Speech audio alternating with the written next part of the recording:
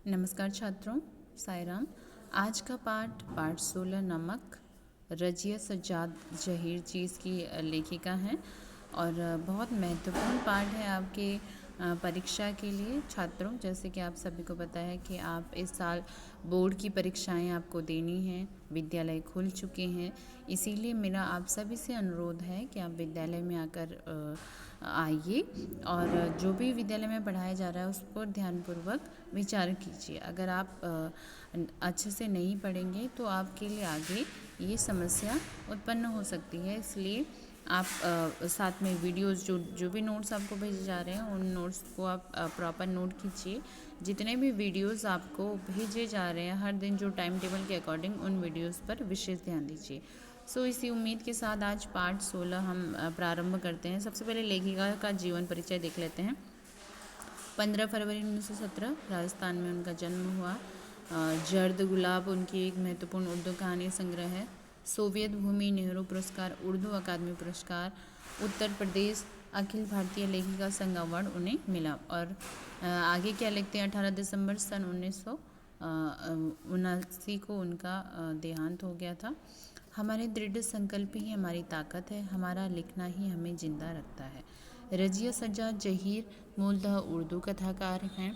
उन्होंने बीए तक की शिक्षा जो है घर में ही रहकर ही प्राप्त की और विवाह के बाद उन्होंने इलाहाबाद में उर्दू में एमए की परीक्षा उत्तीर्ण की। सन 1947 में वे अजमेर से लखनऊ आए और वहाँ करामत हुसैन गर्ल्स कॉलेज में पढ़ाने लगे। सन 1965 में उनकी नियुक्ति सोवियत सूचना विभाग में हुई। आधुनिक उर्दू कथा साहित्य में उनका महत्वपूर्ण स्थान है। उन्होंने कहानी और उपन्यास दोनों को लिखे हैं। उर्दू में बाल साहित्य की रचना की है। मौलिक सर्जन के साथ साथ उन्होंने कई अन्य भाषाओं में उर्दू की पुस्तकों का अनुवाद भी किया है। रजिया जी भाषा सरल, सहज और मुहावरेदार है। उनकी कुछ कहानियाँ देवनागरी में भी लिप्यांतरित हो चुकी हैं। रजिया सज्जाद जहीर जी की कहानी में सामाजिक सद्भाव, धार्मिक सहिष्णुता और आधुनिक संदर्भों में बदलते हुए पारिवारिक मूल्यों को उभारने का भी प्रयास किया है। सामाजिक यथार्थ और मानवीय मूल्यों को सहज सामंजस्य उनकी कहानी का विशेषता है। अब यहाँ पर जो नमक कहानी है, कहानी का केंद्र बिंदु जान लेते हैं। रजिया सज्जाद जहीर जी की जो नमक कहानी शीर्षक भारत पाक विभाजन के बाद सरहद के दोनों तरफ विस्थापित पुनर्वासित जनों के दिलों को टटोलते हुए एक मार्मिक कहानी है। दिलों को टटोलने की एक कोशिश में अपने पराये देश परदेश कई प्रचलित धारणाओं को सवार खड़े हुए हैं। विस्थापित होने आई सिख बीबी आज भी लाहौर को ही अपना वतन मानती है और सौगात के तौर पर वहाँ का नमक लाए जाने की फरमाइश करती है। कस्टम अधिकारी नमक ले जाने की इजाज़त देते हुए जिसे ले जाना गैरकानूनी है, दिल्ली अपना वतन बताता है।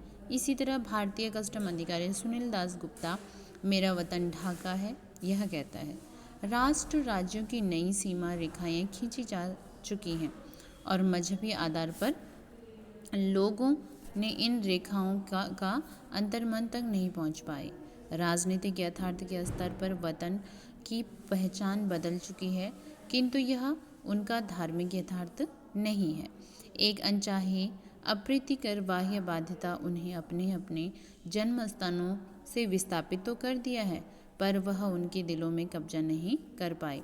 नमक एक ऐसी ही छोटी सी कहानी है जो कि भारत पाक के विभाजन के बाद लोगों की भावनाओं को उभारती है। क्या लोग वो सोच रखते हैं, चाहे वो लाहौर के कस्टम अधिकारी की कहानी हो, चाहे वो सिख बीबी की कहानी हो, चाहे वो सफिया की कहानी हो। इस कहानी को पढ़ने में हम सबके मन में ये सवाल अवश्य उठेगा कि क्या धर्म मजहब के आधार पर एक नई सरहदों के आर पार फेंक दिए गए लोगों को उनकी पीढ़ी, जिनके दिलों में अपनी जन्मस्थली के प्रति गहरा लगाव है, खत्म हो सकता है? रफ्ता रफ्ता ठीक हो जाने की उम्मीद खत्म नहीं हो जाएगी? क्या नई पीढ़ी के आने पर यह उम्मीद बनी रहेगी? यही हम इस कहानी में देखेंगे। छात्रों, प्रारंभ करते हैं कहानी। नमक आप सभी को पता है कि भोजन में नमक की कितनी महत्वता है और किस तरह से हम भोजन में नमक का उपयोग करते हैं, और साथ में ही जो ये अपनत्वता की भावना है इसका भी प्रतीक है। क्या कहती हैं लेखिका, उस सिख बीबी को देखकर सफ़िया हैरान रह गई कि किस कदर वह अपनी माँ से मिलती थी।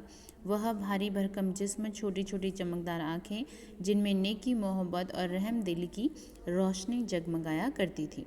चेहरा जैसे कोई खुली हुई किताब, वैसा ही सफ़ेद बारीक मलमल का दुपट्टा जैसे उसकी अम्मा मुहर्रम में ओढ़ा करती थी। जब सफ़िया ने कई बार उसकी तरफ मोहब्बत से देखा तो उन्होंने भी उसके बारे में घर की बहू से पूछा। उन्होंने बताया गया कि ये मुसलमान है, कल ही सुबह लाहौर जा रही है अपने भाइयों से मिलने, जिन्हें इन्होंने कई सालों से नहीं देखा। लाहौर के नाम सुनकर वे उठ सफ़िया के पास आ बैठी और उसने बताने लगी कि उनका लाहौर कितना प्यारा शहर है, वहाँ के लोग कैसे खूबसूरत होते हैं, उम्दा खाने के, नफीस कपड़ों के शौकीन होते हैं, सैर सपाटे के रसिया जिंदादिली की तस्वीर। कीर्तन होता रहा, वे आहिस्ता आहिस्ता बातें करती रही। सफ़िया ने 2 बार बीच में पूछा, माता जी आपको तो यहाँ आए हुए बहुत साल हो गए होंगे। हाँ बेटी, जब हिंदुस्तान बना था तभी आए थे। वैसे तो अब यहाँ भी हमारी कोठी बन गई है, बिजनेस है, सब ठीक है, पर लाहौर बहुत याद आता है। हमारा वतन तो जी लाहौर ही है। फिर पलकों में कुछ सितारे टूट दूधिया आंचल में समा जाते हैं। बात आगे चल पड़ती है, मगर घूम फिरकर फिर उसी जगह आ जाती है, साडा लाहौर। कीर्तन कोई 11 बजे ख़त्म हुआ होगा। जब वे प्रसाद के हाथ लिए उड़ने लगी तब सफ़िया के सलाम के जवाब में दुआएं देती हुई रुखसत होने लगी। तब सफ़िया ने धीमे से पूछा, आप लाहौर से कोई सौगात मंगाना चाहे तो मुझसे हुक्म कीजिए। वे दरवाजे पर खड़ी थी, हिचकिचाए हुए आहिस्ता से बोले, अगर ला सको तो थोड़ा लाहौरी नमक ला देना। 15 दिन यूँ गुजर जाने की पता ही नहीं चला। जिम खाना की सामें, दोस्तों की मोहब्बत, भाइयों की खातिरदारियाँ, उनका बस न चलता तो कितनी बिछड़ी हुई परदेसी बहन के लिए क्या कुछ न दे। दोस्तों, अजीब की यह हालत, कोई कुछ के लिए आती है, कोई कुछ कहाँ रखे, कैसे पैक करे। किस समस्या में सबसे बड़ी समस्या थी कि एक बार मैं चेक कर लेती हूँ।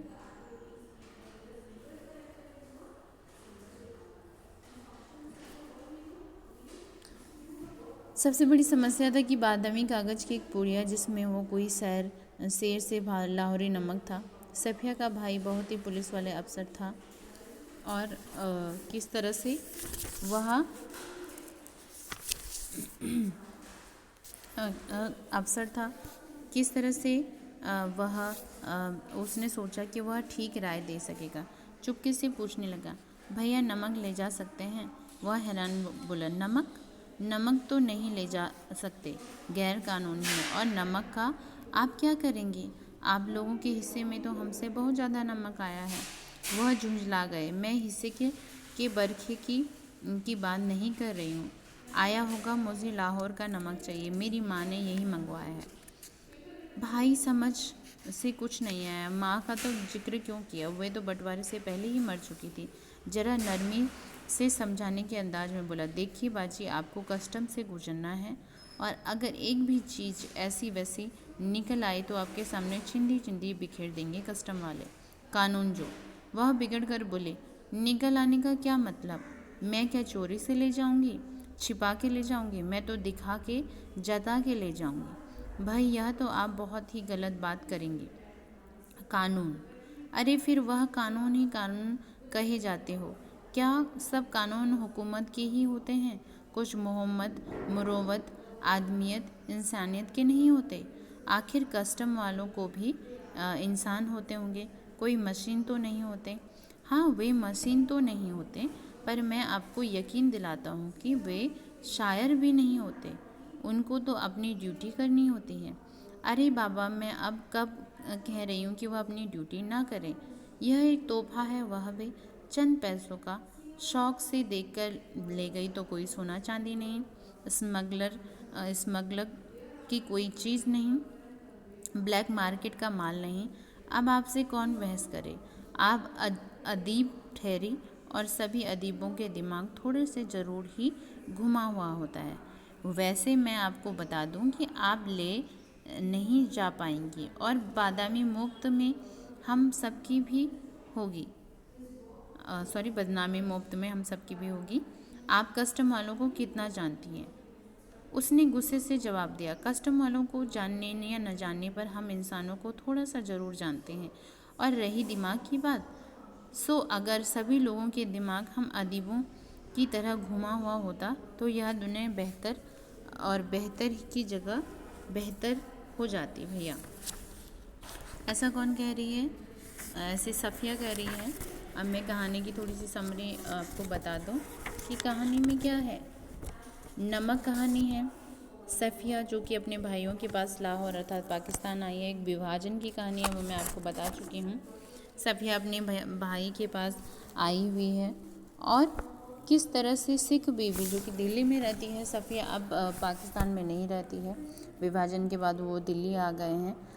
सिख बीवी उसे कीर्तन में मिलती है। सिख बीवी में सफ़िया को अपनी माँ की झलक दिखती है और सिख बीवी अपने लाहौर के बारे में सब कुछ बताती है।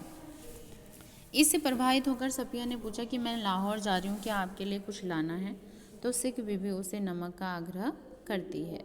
और किस तरह से नमक का आग्रह जब करती है तो सफ़िया जब लाहौर पहुंचती है और लाहौर पहुंचने के बाद अपने दोस्तों के साथ, अपने परिवार के साथ मिलती है, सब बहनों को मिलती है। उसके बाद उसके पास समस्या आती है कि जब वो जाएगी तो नमक कैसे ले जाएगी, और यही विचार वो अपने भाई के साथ कर रही है, जिससे कि उसके भाई उसे नमक ले जाने के लिए मना कर रहे हैं। वह इसलिए मना कर रहे हैं कि क्योंकि वहाँ पर कस्टम, जो सीमा पर कस्टम वाले हैं, उनका कहना है कि नमक उन्हें नहीं ले जाने देंगे। और यही बात विचार सफ़िया और उसके भाई के बीच में हो रहा है। किस तरह से वह सफ़िया का जो भाई है वो कह रहा है कि आपको कस्टम वाले अजीब नहीं ले जाएंगे, परंतु सफ़िया कह रही है कि मुझे सिख बीवी को सौगात अर्थात भेंट देनी है, और भेंट देनी है तो मुझे देनी ही है। और किस तरह से वह कह रहे हैं आगे कि अब बाजी तुमसे बहस कौन करे। बाजी अर्थात दीदी, और अदीबों को तो दिमाग ही फिरा है। अदीब मीन्स साहित्यकार। तो साहित्यकारों के लिए अर्थात सफ़िया अर्थात लेखिका के लिए कहा कि साहित्यकारों का तो दिमाग ही थोड़ा अलग होता है। तो अंतिम में सफ़िया ये जवाब देती कि अगर सब हमारे तरह साहित्यकारों की तरह हो जाए तो शायद यह विभाजन भी नहीं होता। तो छात्रों, ये कहानी भारत और पाकिस्तान के विभाजन की कहानी है, विस्थापन की कहानी है कि जिनको अपना घर परिवार, अपनी जन्मभूमि छोड़कर दूसरे स्थान पर विस्थापित होना पड़ता है। माइग्रेशन की कहानी है, बहुत ही सुंदर कहानी है। लेखिका ने ये कहानी इसलिए लिखी है कि क्या फ्यूचर में यह हम सबको एकता के सूत्र में बांध सकती है या नहीं, और वही हम अगले भाग में देखेंगे। तब तक के लिए धन्यवाद।